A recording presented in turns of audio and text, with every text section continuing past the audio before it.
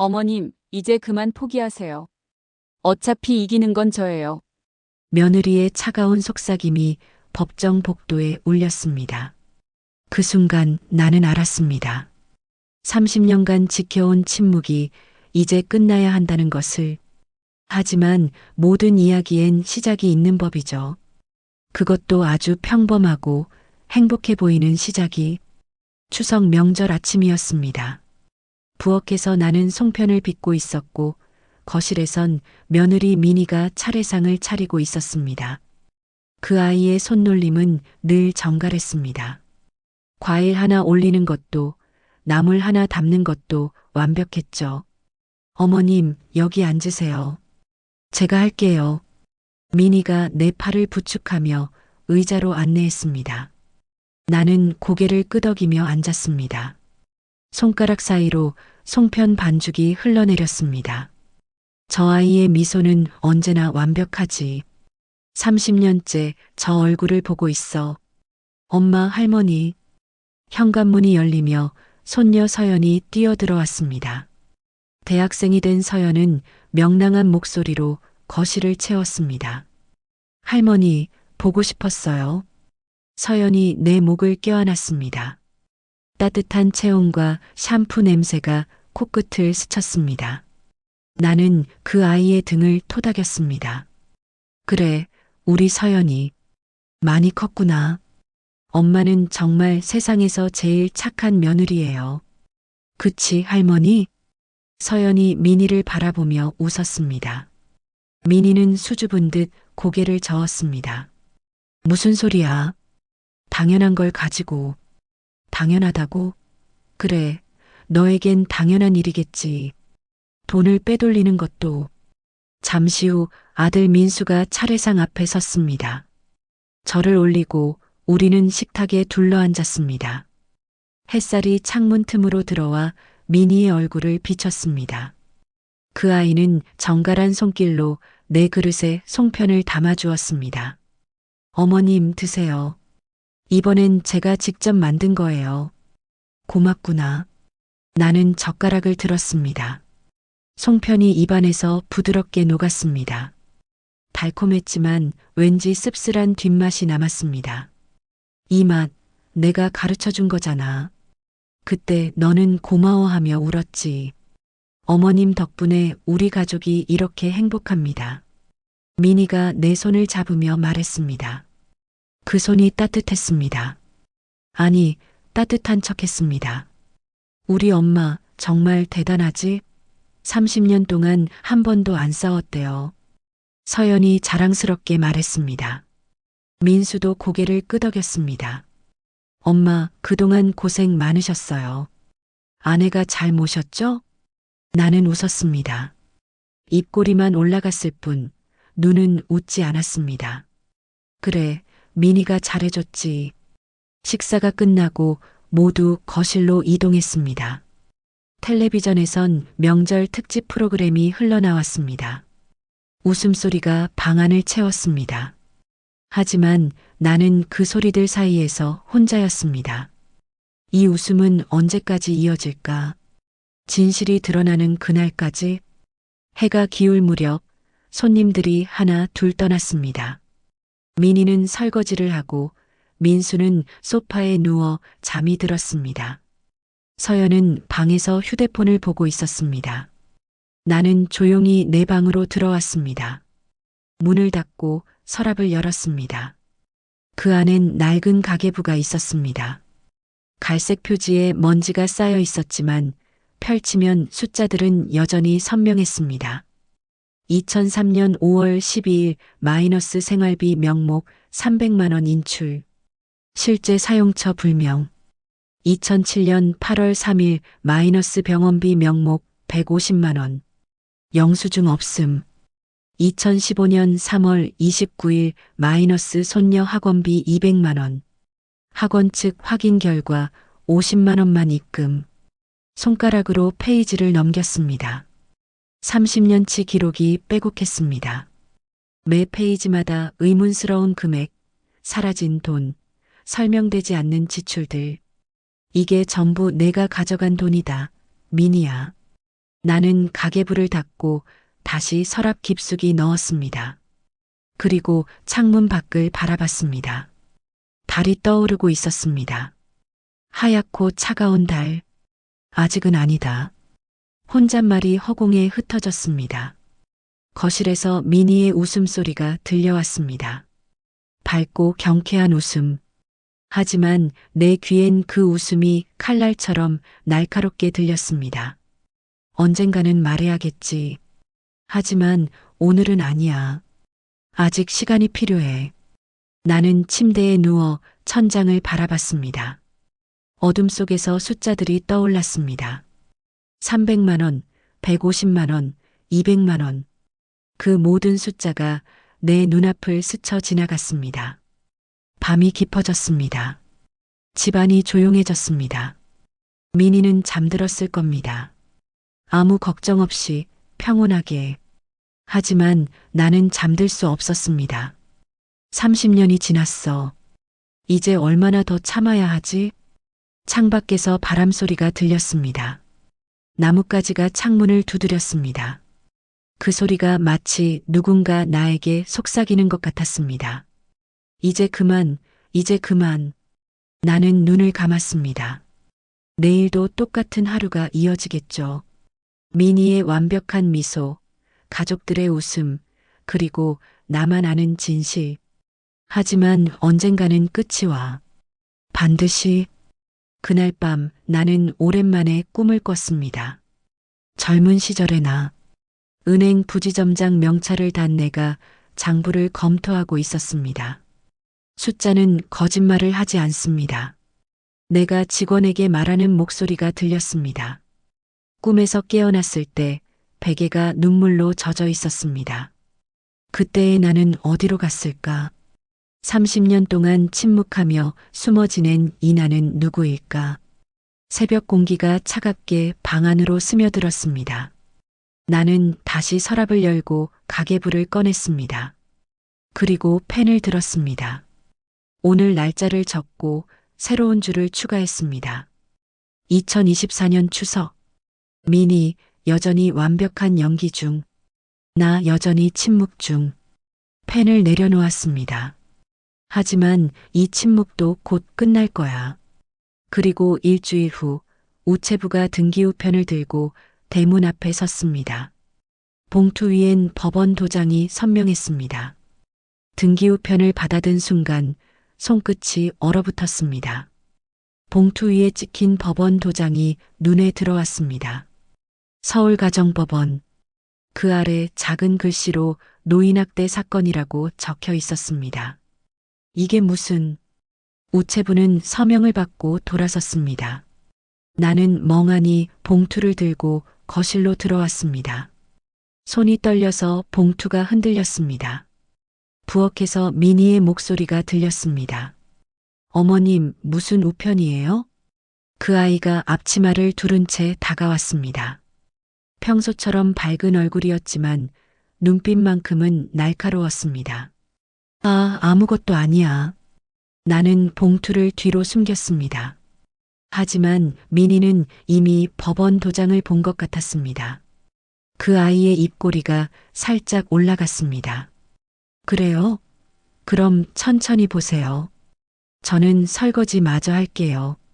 미니가 돌아섰습니다. 그 뒷모습이 낯설게 느껴졌습니다. 언제나 공손했던 어깨가 이상하게 당당해 보였습니다. 뭔가 이상해. 저 아이가 알고 있는 것 같아. 나는 방으로 돌아와 문을 닫았습니다. 손을 떨며 봉투를 뜯었습니다. 서류가 펼쳐지고 눈에 들어온 문장들이 심장을 짓눌렀습니다.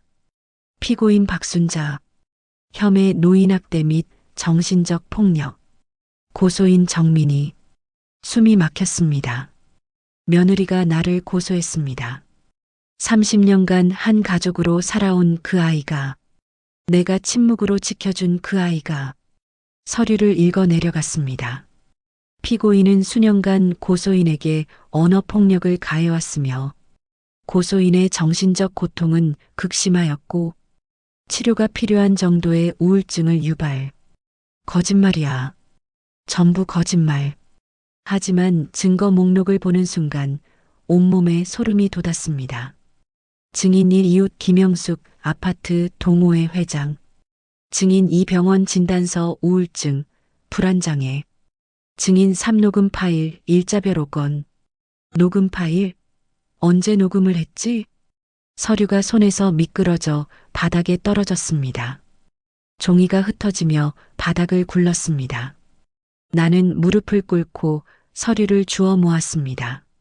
손이 떨려서 제대로 집히지 않았습니다. 현관문이 열리는 소리가 들렸습니다. 다녀왔습니다. 아들 민수의 목소리였습니다. 나는 서둘러 서류를 서랍에 넣고 방문을 열었습니다. 거실에서 민수가 넥타이를 풀고 있었고 미니가 그에게 물을 건네고 있었습니다. 완벽한 부부의 모습이었습니다. 어머니, 저녁 드셨어요? 민수가 물었습니다. 나는 고개를 끄덕였습니다. 목소리가 나오지 않았습니다. 어머님, 얼굴이 안 좋으세요. 어디 불편하세요? 미니가 다가왔습니다. 그 아이의 손이 내 이마에 닿았습니다. 차가웠습니다. 괜찮아. 그냥 좀 피곤해서. 그럼 일찍 주무세요. 제가 따뜻한 우유 가져다 드릴게요. 미니가 부엌으로 갔습니다. 민수는 소파에 앉아 텔레비전을 켰습니다. 모든 것이 평소와 같았습니다. 하지만 공기만은 달랐습니다. 이 평온이 곧 깨질 거야. 말해야 해. 지금 당장. 민수야. 내가 불렀습니다. 민수가 고개를 돌렸습니다. 네, 어머니. 할 말이 있는데. 그때 미니가 우유를 들고 나왔습니다. 어머님, 우유 여기 있어요. 꼭 드시고 주무세요. 미니가 내 손에 컵을 쥐어 주었습니다. 따뜻한 온기가 손바닥에 전해졌습니다. 하지만 그 온기가 오히려 불안하게 느껴졌습니다. 고맙구나. 나는 방으로 돌아왔습니다. 우유를 한 모금 마시고 침대에 앉았습니다. 창밖엔 어둠이 내려앉고 있었습니다. 내일 말하자. 내일 아침에 다 말하는 거야. 하지만 잠은 오지 않았습니다. 다음 날 아침 식탁은 전쟁터가 되었습니다. 어머니, 이게 무슨 일이에요? 민수가 서류를 흔들며 소리쳤습니다. 그의 눈이 붉게 충혈되어 있었습니다. 어젯밤 미니가 모든 걸 말했던 것입니다. 민수야, 그건 엄마한테 그동안 무슨 말씀하셨어요? 미니가 병원까지 다닐 정도로 힘들었다고 하잖아요. 민수의 목소리가 떨렸습니다. 분노가 아니었습니다. 실망이었습니다. 내 아들이 나를 의심하고 있어. 미니가 식탁 한쪽에 조용히 앉아 있었습니다. 눈가에 눈물이 맺혀 있었습니다. 완벽한 연기였습니다. 여보, 됐어요. 어머님께서 무심코 하신 말씀일 수도 있잖아요. 무심코? 당신이 우울증 진단까지 받았는데? 민수가 미니의 손을 잡았습니다. 그 장면을 보는 순간 가슴이 무너졌습니다. 민수야, 나는 그런 말 한 적 없어. 미니가. 그만하세요. 민수가 소리쳤습니다. 식탁 위에 컵이 흔들렸습니다. 어머니, 저도 이제 한계예요. 미니는 30년간 어머니를 모셨어요. 단 한 번도 불평 없이요. 그런데 이제 와서 거짓말쟁이로 몰아세우시면 어떡해요? 거짓말쟁이는 누군데? 말이 목구멍에서 막혔습니다. 증거를 보여줘야 한다고 생각했지만 가계부를 꺼낼 용기가 나지 않았습니다. 이걸 보여주면 민수도 상처받을 거야. 30년간 속았다는 사실을. 여보, 괜찮아요. 어머님께서 연세도 있으시고. 미니가 조용히 말했습니다. 그 말에 숨겨진 의미를 알아챘습니다. 나를 치매 환자로 몰아가려는 거구나. 나 정신 멀쩡해. 내가 소리쳤습니다. 하지만 목소리가 떨렸습니다. 그 떨림이 오히려 나를 나약하게 만들었습니다. 현관문이 열렸습니다. 손녀 서연이 들어왔습니다. 무슨 일이에요? 아빠 목소리가 밖에서도 들렸어요. 서연이 상황을 파악하고 나를 바라봤습니다. 그 눈빛에 의심이 섞여 있었습니다. 서연아, 할머니, 서연이 입술을 깨물었습니다. 엄마가 왜 거짓말을 하겠어요? 할머니, 진짜 엄마한테 그런 말 하신 거예요? 너마저. 심장이 쿵 하고 내려앉았습니다. 나는 안 했어.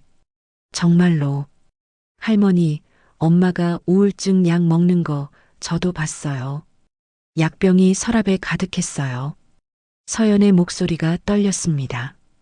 눈물이 그 아이의 눈가에 맺혔습니다. 그건 말이 끊겼습니다. 변명이 변명처럼 들렸습니다. 민수가 한숨을 쉬었습니다. 어머니, 당분간 따로 지내는 게 좋겠어요. 서로 감정 정리할 시간이 필요해요. 쫓겨나는 거구나. 내 집에서. 민수야, 이 집은 내 아버지가 남긴. 알아요. 하지만 지금은 모두에게 시간이 필요해요. 민수의 눈빛이 차갑게 식어 있었습니다. 민희가 자리에서 일어났습니다. 어머님, 제가 근처 원룸 알아볼게요. 당분간만이라도. 이게 내 계획이었구나. 나를 집에서 내쫓는 것. 나는 고개를 들어 민희를 똑바로 바라봤습니다. 그 아이의 눈빛에 승리감이 어려 있었습니다. 아주 짧은 순간이었지만 분명히 봤습니다. 그래, 좋아. 이제 전쟁이다. 알았다. 내가 나갈게. 내 목소리가 평소보다 낮았습니다. 떨림이 사라졌습니다. 민수가 놀란 표정으로 나를 봤습니다. 어머니, 괜찮아. 며칠 밖에서 지내는 것도 나쁘지 않겠지. 나는 자리에서 일어났습니다. 방으로 돌아가 여행 가방을 꺼냈습니다. 옷가지를 넣고 서랍을 열었습니다. 낡은 가계부가 거기 있었습니다. 손을 뻗어 가계부를 가방 맨 밑에 넣었습니다. 그 위에 옷을 덮었습니다. 이제 시작이야, 민희야. 내가 먼저 선전포고를 했어. 거울 앞에 섰습니다. 73년을 살아온 얼굴이 거기 있었습니다. 주름지고 늙었지만 눈빛만큼은 살아 있었습니다. 나는 은행 부지점장이었어. 숫자 앞에서 한 번도 진 적 없지. 가방을 들고 방문을 열었습니다. 거실에서 민희가 전화 통화를 하고 있었습니다. 네, 원룸 하나요. 깨끗한 곳으로. 네, 감사합니다. 전화를 끊고 나를 봤습니다. 어머님, 다음 주면 입주 가능하대요. 그래, 고맙구나. 나는 현관으로 향했습니다. 신발을 신고 문고리를 잡았습니다. 엄마. 뒤에서 민수의 목소리가 들렸습니다. 어머니, 정말. 이렇게 가시게 해서 죄송해요. 나는 고개를 돌렸습니다. 민수의 눈에 눈물이 맺혀 있었습니다. 너는 몰라. 내 아내가 어떤 사람인지. 괜찮아. 엄마는 괜찮으니까 너무 걱정하지 마. 문을 열고 밖으로 나왔습니다. 복도가 길게 이어졌습니다. 형광등 불빛이 차가웠습니다. 발걸음을 옮길 때마다 가방 바퀴가 덜컹거렸습니다. 엘리베이터에 탔습니다. 거울에 비친 내 모습이 작아 보였습니다. 하지만 나는 지지 않아. 엘리베이터 문이 닫혔습니다. 그리고 1층 로비에 도착했을 때 휴대폰이 울렸습니다. 모르는 번호였습니다. 여보세요? 박순자 어르신이십니까? 저는 노인학대 전문 변호사 이정숙입니다. 혹시 상담 가능하실까요? 변호사? 누가? 제 번호를 어떻게? 경로당 김 회장님께서 연락처를 주셨습니다. 어르신 상황을 듣고 도움을 드리고 싶습니다. 순간 눈물이 났습니다. 아직 나를 믿어주는 사람이 있구나. 네. 상담받고 싶습니다. 내일 오전 10시 제 사무실로 오실 수 있으세요? 네, 가겠습니다.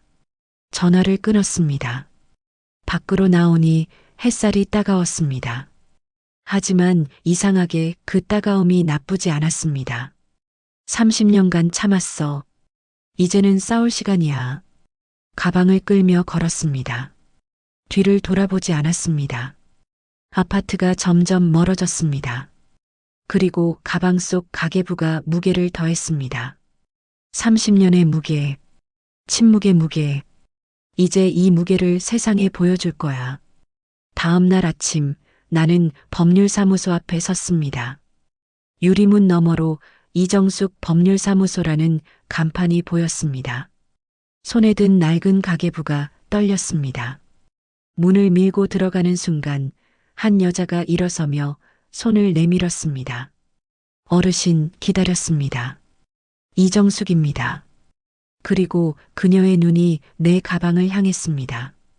혹시 증거를 가져오셨나요? 이정숙 변호사의 질문에 나는 가방을 열었습니다. 손이 떨렸지만 이번엔 두려움이 아니었습니다. 30년간 숨겨왔던 진실을 꺼내는 순간이었으니까요. 낡은 가계부가 책상 위에 놓였습니다. 갈색 표지, 바랜 종이, 그리고 빼곡한 숫자들. 이정숙 변호사는 가계부를 천천히 펼쳤습니다.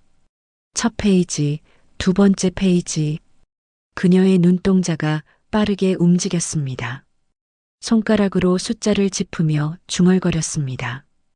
2003년 5월 12일, 300만 원. 2007년 8월 3일, 150만 원. 한참을 들여다보던 그녀가 고개를 들었습니다. 어르신, 이건 30년치입니다. 내가 말했습니다. 목소리가 생각보다 차분했습니다. 며느리가 빼돌린 돈의 기록이에요. 한 푼도 빠짐없이요. 정숙 변호사의 표정이 굳었습니다. 그녀는 다시 가계부를 넘겼습니다. 페이지마다 메모가 적혀 있었습니다. 생활비 명목 마이너스 실제 사용처 불명. 병원비 마이너스 영수증 없음. 손녀 학원비 마이너스 학원 측 확인 결과 불일치. 이건 전문가 수준의 기록입니다. 정숙 변호사가 나를 똑바로 바라봤습니다. 어르신, 혹시 관련 경력이? 젊었을 땐 은행 부지점장이었습니다. 순간 정숙 변호사의 눈빛이 달라졌습니다. 은행 부지점장? 네.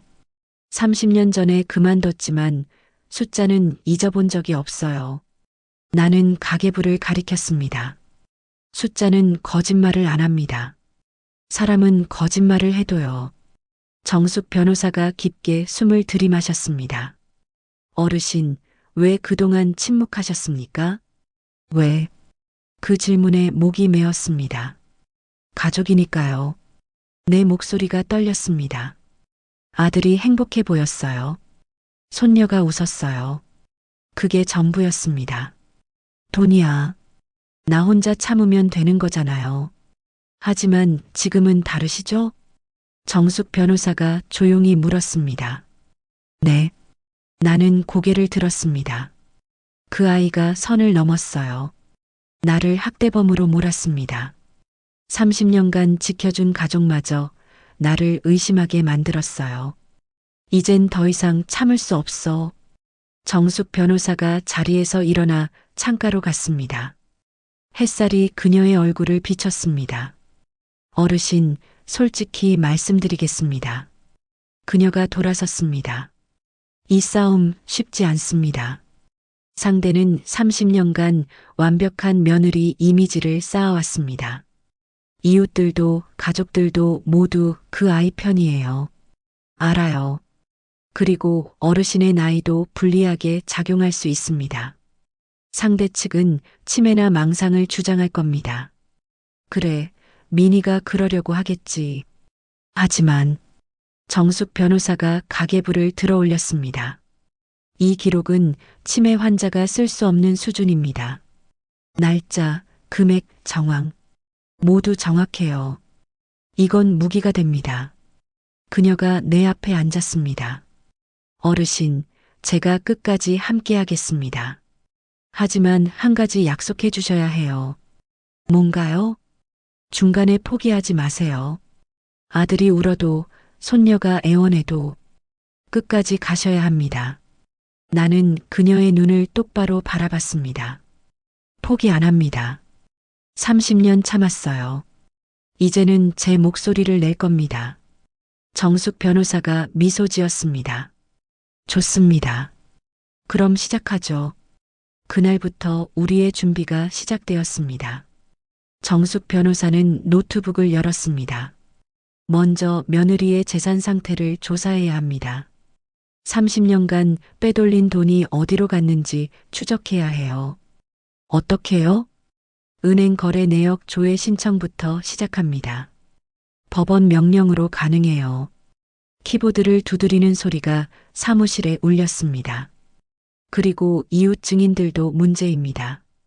상대가 이미 포섭했을 가능성이 높아요. 김영숙 씨 말이죠? 네. 아파트 동호회 회장이라고 하셨죠? 그 사람부터 확인해야 합니다. 정숙 변호사가 나를 보았습니다. 어르신, 혹시 김영숙 씨와 며느리의 관계를 아시나요? 나는 천천히 고개를 끄덕였습니다. 친해요. 미니가 종종 선물을 주곤 했죠. 명품 가방이나 비싼 화장품? 그것도 내 돈으로 산 거겠지. 역시 정숙 변호사가 메모했습니다. 증인 매수 가능성이 있습니다. 이것도 증거로 쓸 수 있어요. 그런데 변호사님, 나는 조심스럽게 물었습니다. 미니, 다른 비밀도 있습니다. 다른 비밀이요? 나는 가방에서 또 다른 봉투를 꺼냈습니다. 정숙 변호사의 눈이 커졌습니다. 이건 뭡니까? 사진입니다. 봉투를 열자 사진 몇 장이 나왔습니다. 미니가 낯선 남자와 호텔 앞에 서 있는 모습, 차에 함께 타는 모습, 식당에서 손을 잡은 모습, 정숙 변호사가 사진을 하나씩 들여다봤습니다. 이 남자는 누굽니까? 강태준, 건설업자입니다. 내 목소리가 낮아졌습니다. 3년 전부터 미니와 그런 사이예요. 어떻게 이 사진을, 탐정을 고용했습니다. 나는 쓴웃음을 지었습니다. 제 용돈을 모아서요. 몇 달간 미행 끝에 찍은 겁니다. 정숙 변호사가 할 말을 잃은 표정으로 나를 바라봤습니다. 어르신, 그동안 얼마나? 괜찮아요. 나는 손을 저었습니다. 중요한 건 이제 증거가 있다는 겁니다. 그렇죠? 정숙 변호사가 천천히 고개를 끄덕였습니다. 네. 이건 결정타가 될 수 있습니다. 그녀가 사진을 정리하며 말했습니다. 불륜 증거까지 있으면 상대의 신뢰도가 무너집니다. 법정에서 완벽한 며느리 이미지가 산산조각 나는 거죠. 그래, 미니야. 내가 쌓아온 거짓이 무너지는 걸 보게 될 거야. 하지만 어르신, 정숙 변호사가 진지한 표정으로 말했습니다. 이 증거를 공개하면 아드님도 상처받을 겁니다. 30년 결혼 생활이 거짓이었다는 걸 알게 되는 거니까요. 나는 창밖을 바라봤습니다. 민수야, 미안하다. 알아요. 하지만 진실을 알아야죠. 그래야 내 아들도 자유로워질 수 있어요. 정숙 변호사가 내 손을 잡았습니다. 어르신, 정말 대단하십니다. 그 손이 따뜻했습니다. 오랜만에 느끼는 온기였습니다. 사무실을 나올 때쯤 휴대폰이 울렸습니다. 민수였습니다. 여보세요? 엄마, 저예요. 민수의 목소리가 피곤해 들렸습니다. 지금 어디세요? 원룸은 괜찮으세요? 응, 괜찮아. 거짓말이었습니다. 원룸은 좁고 추웠습니다. 하지만 그런 말을 할 수 없었습니다. 엄마, 민수가 잠시 말을 멈췄습니다. 정말 미니한테 그런 말 안 하신 거 맞죠? 아직도 확신이 없구나, 내 아들. 가슴이 아팠습니다. 민수야, 엄마를 믿어라. 믿고 싶은데 미니가 너무 힘들어해요. 약도 계속 먹고 그 약도 연극의 일부야. 엄마는 괜찮으니까 너무 걱정하지 마. 알겠습니다. 건강 챙기세요. 전화가 끊겼습니다. 나는 휴대폰을 꽉 쥐었습니다. 손이 떨렸습니다. 조금만 기다려, 민수야. 곧 진실을 알게 될 거야. 그날 밤 원룸에서 나는 가계부를 다시 펼쳤습니다. 30년의 기록이 눈앞에 펼쳐졌습니다. 각 페이지마다 미니의 거짓이 적혀 있었습니다. 하지만 이상하게도 분노는 느껴지지 않았습니다. 대신 차가운 평온함이 밀려왔습니다. 이제 시작이야. 정숙 변호사가 문자를 보냈습니다. 어르신, 내일부터 본격적으로 증거 수집 들어갑니다. 은행 거래 내역 조회 승인 났어요. 며느리의 숨겨진 계좌를 찾을 수 있을 겁니다. 나는 답장을 보냈습니다. 고맙습니다. 내일 뵙겠습니다. 휴대폰을 내려놓고 창밖을 바라봤습니다. 도시의 불빛이 반짝였습니다. 저 불빛 아래 어딘가에 미니가 있을 겁니다. 편안하게 잠들고 있겠죠. 자신이 이겼다고 생각하며. 하지만 아직 끝나지 않았어. 나는 수첩을 꺼내 적었습니다. 오늘부터 반격 시작. 30년의 침묵은 이제 끝났다. 글씨가 떨렸지만 또렷했습니다. 침대에 누워 천장을 바라봤습니다. 어둠 속에서 숫자들이 떠올랐습니다. 300만 원, 150만 원, 200만 원. 하지만 이번엔 그 숫자들이 두렵지 않았습니다. 이 숫자들이 무기가 될 거야. 눈을 감았습니다. 내일이 기다려졌습니다. 30년 만에 처음으로. 다음 날 아침 정숙 변호사 사무실에서 첫 증거가 도착했습니다. 어르신, 보세요. 정숙 변호사가 서류를 펼쳤습니다. 며느리 명의의 비밀 계좌입니다. 잔액이 8억 2천만 원. 나는 숨이 멎었습니다. 8억? 네. 그리고 이 돈의 출처를 추적한 결과 정숙 변호사가 손가락으로 항목들을 짚었습니다. 대부분 어르신 댁 생활비 계좌에서 조금씩 이체된 겁니다. 30년간 축적된 금액이에요. 8억. 내 돈 8억을. 더 있습니다. 정숙 변호사가 또 다른 서류를 꺼냈습니다. 이 계좌에서 강태준 씨 계좌로 정기적인 송금 내역이 있습니다. 매달 300만 원씩. 불륜 상대에게 돈까지 보냈구나. 이 정도면 충분합니다. 정숙 변호사가 단호하게 말했습니다. 횡령, 배임, 사기, 그리고 불륜 증거까지.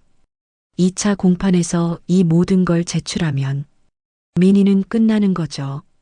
내가 말을 끝맺었습니다. 정숙 변호사가 고개를 끄덕였습니다. 네. 하지만 어르신, 그녀가 나를 똑바로 보았습니다. 마지막으로 한 번 더 묻겠습니다. 정말 끝까지 가시겠습니까? 나는 창밖을 바라봤습니다. 햇살이 밝았습니다. 30년 만에 가장 밝은 햇살이었습니다. 네. 내 목소리가 흔들림 없이 나왔습니다. 끝까지 갑니다. 그날 저녁 집으로 돌아오는 길에 누군가를 마주쳤습니다. 아파트 입구에서 손녀 서연이 서 있었습니다. 그 아이의 눈이 붉게 부어 있었습니다. 할머니, 서연의 목소리가 떨렸습니다. 할머니, 엄마 휴대폰에서 이상한 거 봤어요. 그 아이의 손에 휴대폰이 들려 있었습니다. 화면에는 민희와 강태준의 문자 메시지가 떠 있었습니다. 서연의 목소리가 떨렸습니다. 그 아이의 손에 든 휴대폰 화면에는 문자 메시지가 떠 있었습니다. 여보, 다음 주 목요일 그 호텔로 와. 못 기다리겠어. 마이너스 태준. 시간이 멈춘 것 같았습니다. 나는 서연의 얼굴을 바라봤습니다. 그 아이의 눈에 혼란과 두려움이 뒤섞여 있었습니다. 서연아, 할머니, 이게 뭐예요? 서연의 목소리가 깨졌습니다. 엄마가 아빠 말고 다른 사람이 있는 거예요? 나는 천천히 서연의 어깨를 잡았습니다. 일단 안으로 들어가자. 여기서 얘기하면 안 돼. 우리는 근처 카페로 갔습니다. 저녁 시간이라 사람이 많지 않았습니다. 구석 자리에 앉았습니다. 서연은 계속 고개를 숙이고 있었습니다. 서연아, 내가 조심스럽게 불렀습니다. 언제? 그걸 봤니? 오늘 아침이요. 서연이 대답했습니다. 엄마 휴대폰이 식탁 위에 있었어요. 문자 알림이 떠서 그냥 봤어요. 그 아이의 손이 떨렸습니다. 커피잔을 잡았지만 입으로 가져가지 못했습니다. 할머니, 저 어떻게 해야 해요? 아빠한테 말해야 하나요? 민수한테. 나는 잠시 망설였습니다. 아들에게 이 진실을 알리는 것이 맞을까? 아니면 법정에서 공개하는 것이 나을까? 서연아, 일단은 아빠한테 말하지 마라. 왜요? 지금은 때가 아니야. 나는 서연의 손을 잡았습니다. 할머니가 처리할게. 너는 아무것도 모르는 척해라. 하지만 할머니, 서연의 눈에 눈물이 고였습니다. 저 그동안 할머니를 의심했어요. 엄마가 거짓말쟁이일 리 없다고 믿었어요. 근데 눈물이 뺨을 타고 흘렀습니다.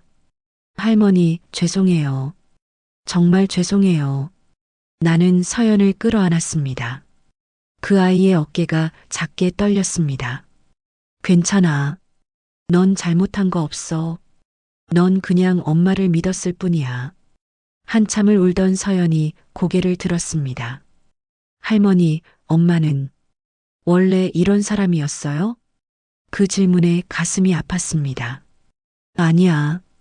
나는 천천히 말했습니다. 처음엔 착한 아이였어. 정말로. 너희 아버지를 사랑했고 할머니한테도 잘했지. 그럼 언제부터? 모르겠다. 솔직하게 대답했습니다. 어느 순간부터 변했어. 돈이 보이기 시작했나 봐. 서연이 휴대폰을 내려다봤습니다. 할머니, 이 문자 증거로 쓸 수 있어요? 우리 서연이가 이제 어른이 되었구나. 그래. 큰 증거가 돼. 그럼 서연이 휴대폰을 내밀었습니다. 사진 찍으세요. 제가 도와드릴게요. 나는 서연의 얼굴을 바라봤습니다. 눈물 자국이 남아 있었지만 그 눈빛은 단단했습니다. 서연아, 넌 가족이잖니. 이런 일에 끌어들이고 싶지 않아. 아니에요. 서연이 고개를 저었습니다. 가족이니까 더 도와야죠. 할머니 혼자 너무 오래 참으셨어요. 그 말에 눈물이 났습니다. 이 아이가 나를 믿어주는구나. 나는 휴대폰을 꺼내 문자 화면을 촬영했습니다. 손이 떨렸지만 셔터는 정확하게 눌렀습니다. 고맙다, 서연아. 할머니. 서연이 조심스럽게 물었습니다. 근데 할머니는 언제부터 알고 계셨어요? 3년 전부터. 3년이나. 그동안 혼자. 서연의 목소리가 떨렸습니다. 왜 말씀 안 하셨어요? 너희 아버지가 행복해 보였으니까. 나는 창밖을 바라봤습니다. 모르는 게 나을 때도 있어. 진실을 알면 아픈 법이니까. 하지만 이제는 말씀하실 거죠? 그래. 나는 고개를 끄덕였습니다. 이제는 참을 수 없어. 내 엄마가 선을 넘었거든. 카페를 나오자 밤바람이 차가웠습니다. 서연이 내 팔을 잡았습니다. 할머니, 혼자 원룸에서 주무시죠? 응. 같이 가도 돼요? 오늘은 할머니랑 자고 싶어요. 나는 서연의 머리를 쓰다듬었습니다. 그래, 가자. 우리는 함께 원룸으로 갔습니다. 좁고 추운 방이었지만 서연이 옆에 있으니 따뜻했습니다. 서연이 가방에서 노트북을 꺼냈습니다. 할머니, 저 컴퓨터 좀 할 줄 알아요. 증거 정리 도와드릴게요. 저도 법대생이에요.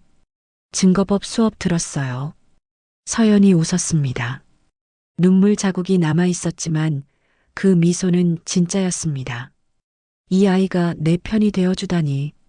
우리는 밤늦게까지 증거를 정리했습니다. 가계부의 내용을 엑셀로 옮기고 사진들을 정리하고 새로 찍은 문자 사진도 파일에 추가했습니다. 할머니, 이거 보세요. 서연이 화면을 가리켰습니다. 30년간 총액이 12억 3천만 원이에요. 12억. 숫자가 너무 커서 실감이 나지 않았습니다. 할머니 평생 저축한 돈이잖아요. 할아버지 퇴직금도 있었고. 서연의 목소리가 분노로 떨렸습니다. 엄마가 이걸 다 가져간 거예요? 그래. 나는 담담하게 대답했습니다. 하지만 이제 돌려받을 거야. 법적으로. 서연이 파일을 저장했습니다. 할머니, 이 파일 변호사님한테 보내드릴까요? 그래, 보내자. 서연이 이메일을 작성했습니다. 손녀 박서연입니다. 할머니 사건에 도움이 될 자료를 보냅니다. 전송 버튼을 누르는 순간 우리는 서로를 바라보며 웃었습니다. 이제 진짜 시작이네요. 서연이 말했습니다. 그래, 진짜 시작이야. 그날 밤 서연은 내 옆에서 잠들었습니다. 고른 숨소리가 들렸습니다.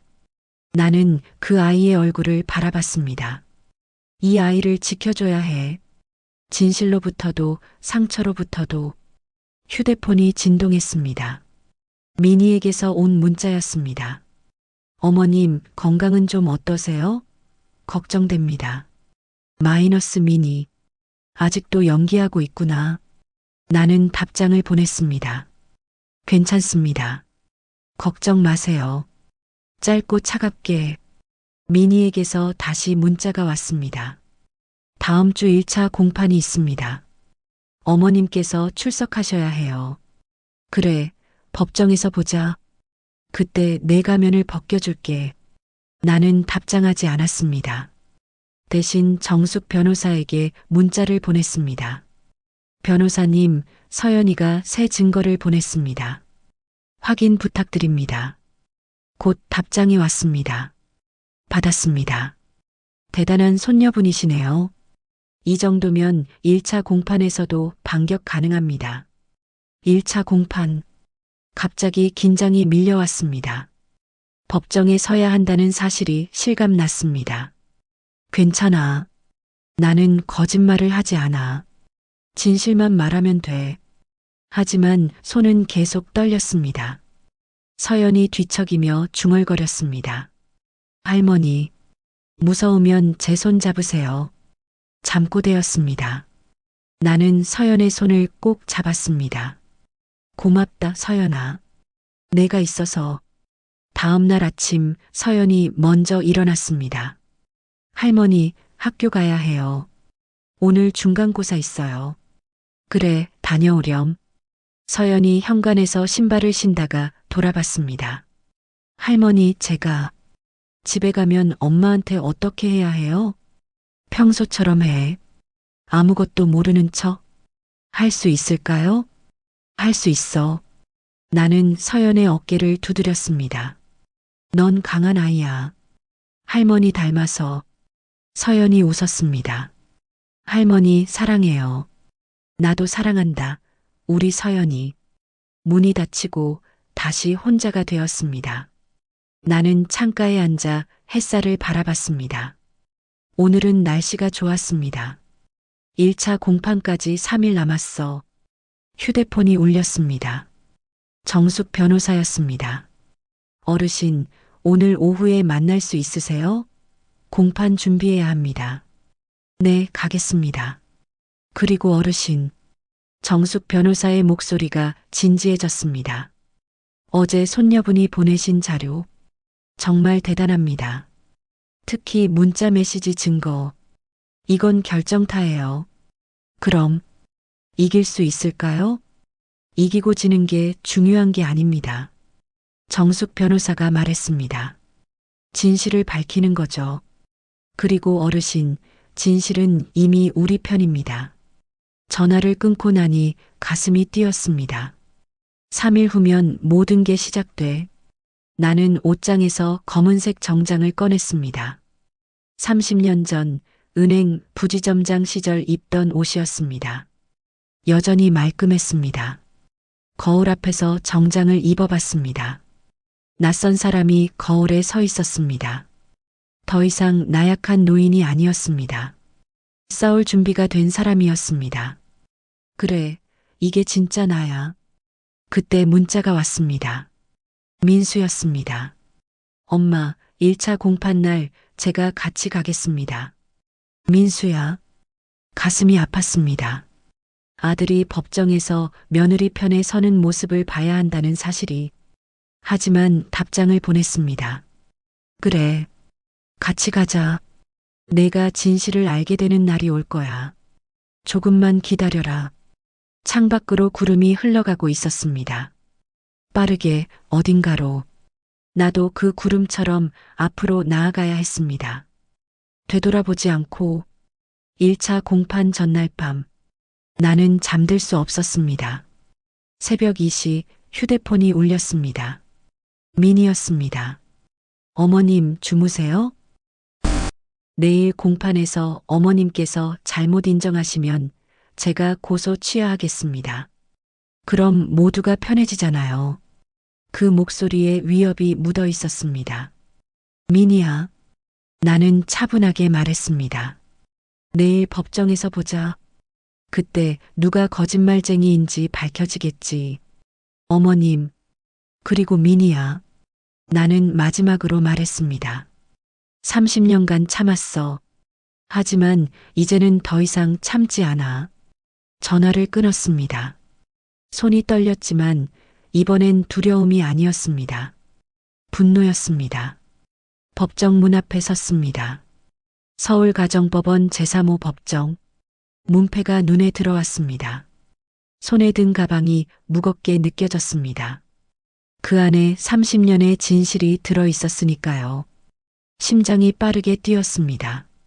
괜찮아. 나는 거짓말을 하지 않아. 진실만 말하면 돼. 문을 밀고 들어갔습니다. 법정 안은 생각보다 좁았습니다. 판사석이 높은 곳에 있었고 그 아래로 증인석과 방청석이 놓여 있었습니다. 형광등 불빛이 차갑게 공간을 비추고 있었습니다.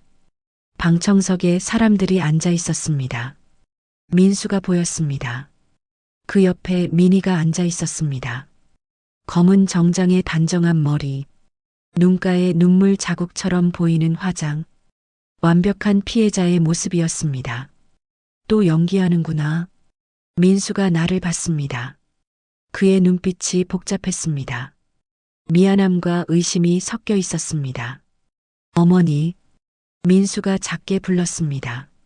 나는 고개만 끄덕였습니다. 말을 할 수 없었습니다. 뒤쪽에 서연이 앉아 있었습니다. 그 아이가 작게 손을 흔들었습니다. 나는 미소로 답했습니다. 내가 있어서 힘이 나는구나. 모두 일어서 주십시오. 법정 직원의 목소리가 울렸습니다. 판사가 입장했습니다. 중년의 남자 판사였습니다. 무표정한 얼굴로 자리에 앉았습니다. 착석하십시오. 모두가 앉았습니다. 의자가 삐걱거렸습니다. 판사가 서류를 넘기며 말했습니다. 2024년 가압 제1만 2345호 노인학대 사건. 고소인 정민이, 피고인 박순자.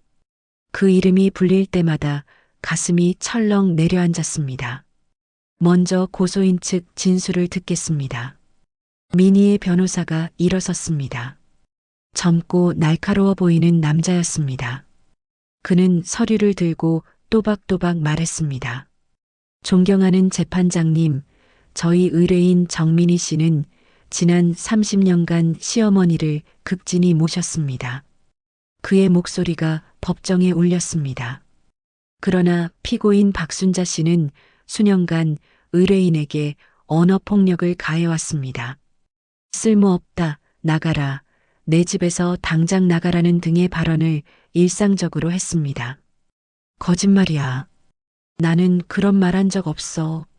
이로 인해 의뢰인은 심각한 우울증과 불안장애를 겪게 되었고, 현재도 정신과 치료를 받고 있습니다.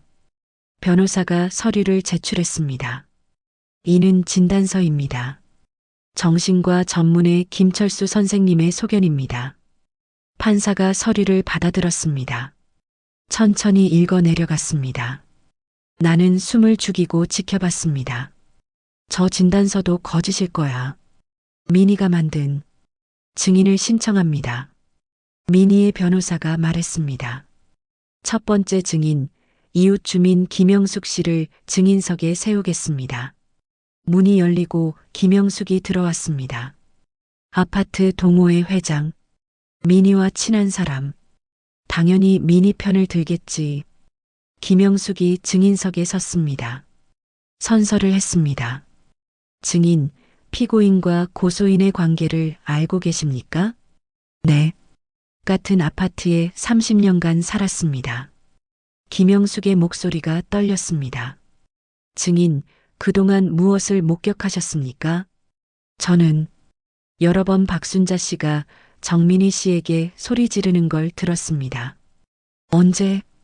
복도에서도 들렸고 창문 너머로도 들렸습니다. 너 때문에 우리 집안이 망했다. 썩 나가라 같은 말들이요. 거짓말. 나는 그런 말 안 했어. 감사합니다. 이상입니다. 미니의 변호사가 앉았습니다. 판사가 나를 봤습니다. 피고인 측 반대 신문하시겠습니까? 나는 변호사 없이 혼자 서 있었습니다. 정숙 변호사는 오늘 못 온다고 했습니다. 다른 급한 사건 때문에. 혼자야. 나 혼자. 피고인? 판사가 다시 물었습니다. 아니요. 내 목소리가 떨렸습니다. 그럼 다음 증인을 부르십시오. 미니의 변호사가 다시 일어섰습니다. 두 번째 증인, 정신과 전문의 김철수 선생님을 증인석에 세우겠습니다. 하얀 가운을 입은 의사가 들어왔습니다. 안경을 쓴 중년 남자였습니다. 선서를 하고 증인석에 섰습니다. 선생님, 고소인 정민희 씨를 진료하셨죠? 네. 어떤 상태였습니까? 심각한 우울증과 불안장애였습니다. 특히 시어머니와의 관계에서 오는 스트레스가 극심했습니다. 의사의 말이 차갑게 들렸습니다. 자해 충동도 있었고 수면제 없이는 잠을 잘 수 없는 상태였습니다. 미니가 그렇게까지? 아니, 믿을 수 없었습니다. 미니는 항상 멀쩡했습니다. 웃고 요리하고 아무 문제 없이 살았습니다. 이것도 연기야. 전부 연기. 이 정도 증상이면 심각한 겁니까? 네. 즉각적인 치료가 필요한 수준입니다. 환경 분리도 고려해야 할 정도죠. 감사합니다. 변호사가 앉았습니다. 판사가 서류를 정리하며 말했습니다. 증거 자료를 제출하십시오. 미니의 변호사가 USB를 건넸습니다. 녹음 파일입니다. 총 5건. 녹음 파일. 법정의 스피커 소리가 울렸습니다. 너 때문에 우리 집안이 이 모양이야. 내 목소리였습니다. 하지만 기억나지 않았습니다. 당장 나가. 내 눈앞에서 사라져. 이게 내 목소리야? 언제 이런 말을? 녹음이 계속 흘러나왔습니다. 욕설과 고함이 법정을 채웠습니다. 방청석 사람들이 수군거렸습니다. 나는 고개를 저었습니다.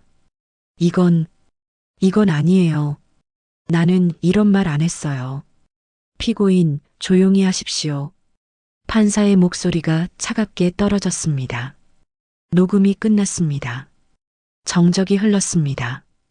피고인, 이 녹음에 대해 할 말이 있습니까? 판사가 물었습니다. 나는 일어섰습니다. 다리가 후들거렸습니다. 저는 기억이 안 나요. 이런 말을 한 적이 기억이 안 난다? 판사의 눈썹이 올라갔습니다. 그럼 이 목소리가 피고인의 목소리가 아니라는 겁니까? 아니, 목소리는 제 것 같은데.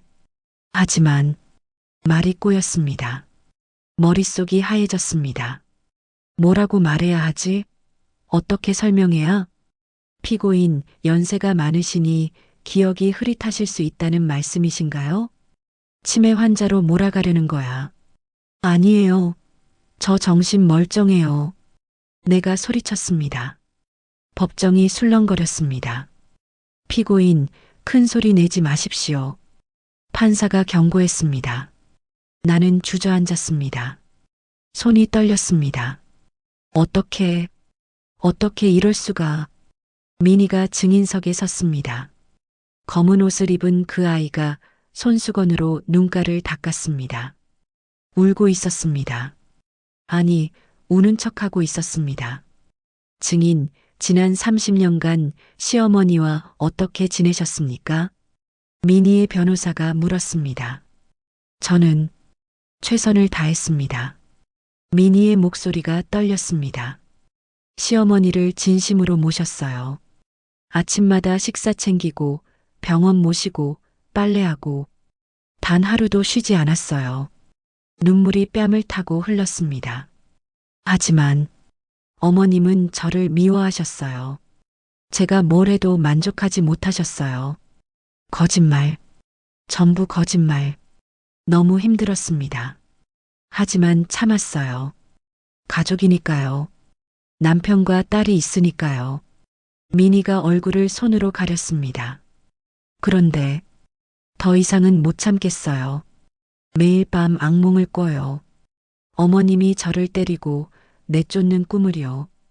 연기, 완벽한 연기야. 방청석에서 누군가 흐느끼는 소리가 들렸습니다. 사람들이 미니에게 동정하고 있었습니다. 나는 민수를 봤습니다. 민수의 눈에 눈물이 고여 있었습니다. 아내를 바라보는 눈빛이 안타까웠습니다. 민수야, 저건 거짓말이야. 증인, 수고하셨습니다. 미니가 증인석에서 내려왔습니다. 나를 지나치며 잠깐 멈췄습니다. 그리고 아주 작게 내 귀에만 들리게 속삭였습니다. 어머님, 이제 그만 포기하세요. 어차피 이기는 건 저예요. 그 순간 온몸이 얼어붙었습니다. 판사가 망치를 두드렸습니다. 피고인, 최후 진술하시겠습니까? 나는 일어서려 했습니다. 하지만 다리에 힘이 없었습니다. 의자를 붙잡고 겨우 일어섰습니다. 저는 목소리가 나오지 않았습니다. 저는 잘못한 게 없습니다. 떨리는 목소리였습니다. 힘이 없었습니다. 하지만 증거가. 판사가 서류를 가리켰습니다. 녹음 파일, 진단서, 증인 진술 모두 고소인에게 유리합니다. 끝났구나. 피고인, 더 하실 말씀 없습니까? 나는 가방을 봤습니다. 그 안에 가계부가 있었습니다. 30년의 증거가. 하지만 꺼낼 수 없었습니다. 이걸 보여주면 민수도, 서연도 없습니다. 내가 말했습니다. 판사가 고개를 끄덕였습니다. 그럼 오늘 공판은 여기서 마치겠습니다. 다음 공판 날짜는 추후 통보하겠습니다. 망치 소리가 울렸습니다. 패정합니다. 사람들이 일어섰습니다. 법정이 소란스러워졌습니다. 나는 그 자리에 멍하니 서 있었습니다. 미니가 민수의 팔을 잡고 나갔습니다. 사람들이 미니에게 위로의 말을 건넸습니다. 참 고생 많으셨어요. 30년을 참으셨다니. 시어머니가 너무하셨네요. 아니야. 나는. 서연이 다가왔습니다. 할머니. 그 아이의 눈에 눈물이 가득했습니다. 할머니, 왜 가계부를 안 보여주신 거예요? 나도 모르겠다. 힘이 빠졌습니다. 가방이 바닥에 떨어졌습니다. 서연이 나를 부축했습니다. 할머니, 일어나세요. 우리 나가요. 법정 밖으로 나왔습니다. 복도에서 미니와 마주쳤습니다. 미니가 웃고 있었습니다. 승리의 미소였습니다. 어머님, 집에 돌아오실 생각은 없으세요? 제가 용서해 드릴게요. 용서? 그 단어가 귀를 찔렀습니다. 나는 민희를 똑바로 바라봤습니다. 민희야. 네, 어머님. 다음 공판에서는 숨을 깊이 들이마셨습니다. 다음 공판에서는 달라질 거야. 민희의 미소가 살짝 흔들렸습니다. 그럼 기대하겠습니다. 민희가 돌아섰습니다. 하이힐 소리가 복도에 울렸습니다. 나는 창밖을 바라봤습니다. 비가 내리고 있었습니다. 아직 끝나지 않았어. 오늘은 졌지만 다음엔 이긴다. 서연이 내 손을 잡았습니다. 할머니, 괜찮으세요? 응. 나는 고개를 끄덕였습니다. 괜찮아. 할머니, 아직 안 끝났어. 그리고 가방을 열었습니다. 가계부가 거기 있었습니다. 여전히. 다음엔 이걸 보여줄 거야. 반드시. 그날 밤 원룸으로 돌아와 침대에 누웠습니다. 천장을 바라봤습니다. 눈물이 흘렀습니다. 왜 꺼내지 못했을까? 왜 그렇게 겁이 났을까? 휴대폰이 울렸습니다. 정숙 변호사였습니다. 어르신, 오늘 못 가서 정말 죄송합니다. 어떻게 되었어요? 졌습니다. 예, 제가 증거를 제출하지 못했어요. 전화 너머로 한숨소리가 들렸습니다. 어르신, 변호사님, 다음 공판은 언제예요? 2주 후입니다. 그럼 그때까지 준비하겠습니다. 어르신, 이번엔 제가 꼭 함께 있겠습니다. 네, 부탁드립니다. 전화를 끊었습니다. 그리고 가계부를 펼쳤습니다.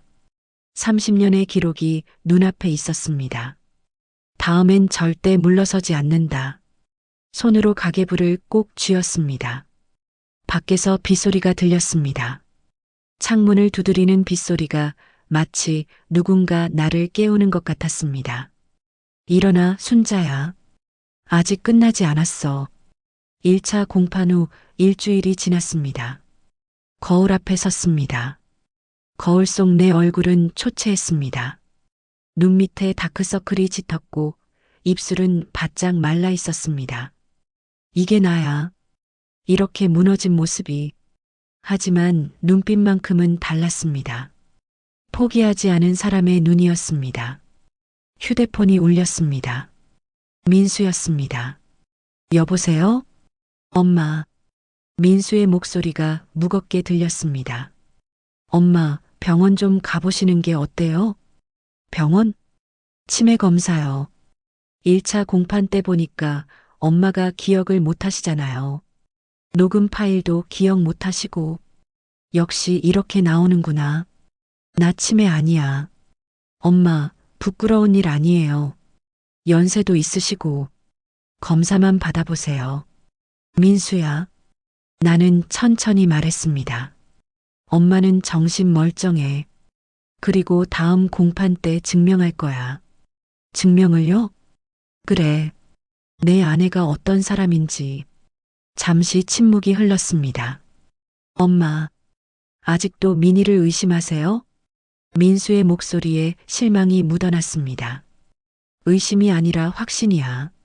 엄마, 민수가 소리쳤습니다. 민희는 30년간 우리 가족을 위해 살았어요.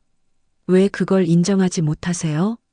민수야, 내가 모르는 게 있어. 너에게 보여주고 싶지 않았지만. 됐어요. 더 이상 듣고 싶지 않아요. 전화가 끊겼습니다. 나는 휴대폰을 꽉 쥐었습니다. 손이 떨렸습니다. 민수야, 미안해. 하지만 진실을 알아야 해. 오후가 되어 정숙 변호사 사무실로 갔습니다. 그녀는 심각한 표정으로 나를 맞이했습니다. 어르신, 앉으세요. 책상 위에 서류들이 쌓여 있었습니다. 어르신, 솔직히 말씀드리겠습니다. 정숙 변호사가 서류를 가리켰습니다. 1차 공판 결과가 최악입니다. 판사도 방청객들도 모두 상대편을 믿고 있어요. 알아요. 그리고 더 심각한 건 그녀가 한숨을 쉬었습니다. 상대 측이 어르신을 법적 무능력자로 만들려고 합니다. 치매 진단을 받게 해서 증언 능력을 박탈하려는 거죠. 그래, 예상했어. 그럼 어떻게 해야 하죠? 2차 공판이 결정적입니다. 정숙 변호사가 나를 똑바로 바라봤습니다. 어르신이 가진 모든 증거를 제출해야 해요. 가계부, 사진, 그리고 그녀가 잠시 말을 멈췄습니다. 은행 거래 내역서도요. 며느리의 8억 계좌 말이에요. 나는 고개를 끄덕였습니다. 하지만 변호사님, 네, 그걸 공개하면 제 아들이 30년 결혼이 거짓이었다는 걸 알게 돼요. 정숙 변호사가 내 손을 잡았습니다.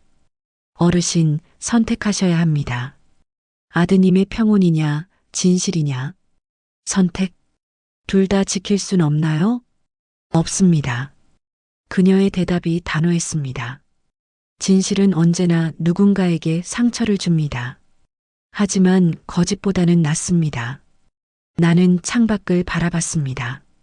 하늘이 흐렸습니다. 알겠습니다. 공개하겠습니다. 확실하십니까? 네. 나는 고개를 들었습니다. 제 아들이 상처받더라도 진실을 알아야 해요. 그래야 자유로워질 수 있어요. 정숙 변호사가 미소 지었습니다. 좋습니다. 그럼 준비하죠. 그날 밤 원룸에서 가계부를 다시 펼쳤습니다. 한 페이지씩 넘기며 확인했습니다. 30년의 기록. 하나도 빠짐없이 휴대폰이 울렸습니다. 서연이었습니다. 할머니, 저예요. 서연아. 할머니, 집에 큰일 났어요. 서연의 목소리가 떨렸습니다. 아빠랑 엄마가 싸웠어요. 심하게. 뭐? 아빠가 엄마 휴대폰을 봤대요. 그 문자, 강태준 씨 문자요. 민수가 알아버렸구나. 지금 어떻게 됐어? 아빠는 나가셨어요. 어디론지 모르겠어요. 엄마는 방에서 울고 있고요. 서연이 한숨을 쉬었습니다. 할머니, 다 무너지고 있어요. 우리 가족. 미안해, 서연아. 할머니 때문에. 서연아, 할머니가 갈게. 아니에요. 할머니는 오시면 안 돼요. 엄마가 화낼 거예요. 괜찮아. 나는 코트를 꺼냈습니다. 할머니가 해결할게. 택시를 타고 집으로 향했습니다. 아파트 앞에 도착했을 때 민수가 현관 앞에 앉아 있었습니다. 술 냄새가 났습니다. 민수야. 엄마. 민수가 고개를 들었습니다. 눈이 충혈되어 있었습니다. 엄마가 옳았어요. 미니가 말을 잇지 못했습니다. 알아. 다 알아. 나는 민수 옆에 앉았습니다. 엄마, 저는 30년을 뭘 본 거예요? 제 아내가 누군지도 모르고 살았어요. 내 잘못이 아니야. 그럼 누구 잘못이에요? 제가 바보였던 거죠. 민수가 머리를 감싸쥐었습니다. 어떻게 이럴 수가. 나는 민수의 등을 토닥였습니다. 일어나자. 안으로 들어가서 얘기하자. 민수를 부축해 집 안으로 들어갔습니다. 거실이 어질러져 있었습니다. 깨진 그릇들, 넘어진 의자. 싸움이 격렬했구나.